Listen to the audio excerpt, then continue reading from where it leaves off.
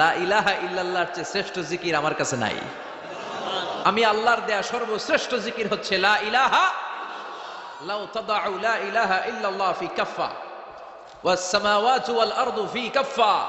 ও মুসা, সাত আকাশ সাত জমিন যদি দাঁড়িপাল্লার এক পাল্লায় রেখে দাও আর লা ইলাহা আরেক পাল্লায় রেখে দাও, লা রাজাহাত কাফফাতু লা ইলাহা ইল্লাল্লাহ, মুহূর্তেই লা ইলাহার পাল্লাটা ভারী হয়ে যাবে। এটা একটা বিপ্লবী বাণী, এটা ভিক্ষা করার বাণী নয়। জুমার নামাজের পরে একটা টাকা দিয়া যান, আমি গরিব ইনসান, আছে না নাই? আখিরাতে সওয়াব পাইবেন পাহাড়ের সমান। আর জিকির ধরে লা ইলাহা ইল্লাল্লাহ।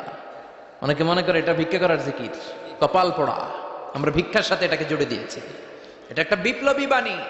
এই বাণীর অর্থ, এটার ইম্পর্টেন্স, এটার সিগনিফিকেন্স আর তাৎপর্য যে বুঝে, সে আল্লাহ ছাড়া কারো সামনে মাথা নত করতে পারে না। চিল্লা এখন ঠিক কিনা? তাফসীর ফি জিলালিল কুরআনের রচয়িতা সৈয়দ কুতুব শাহিদ নাম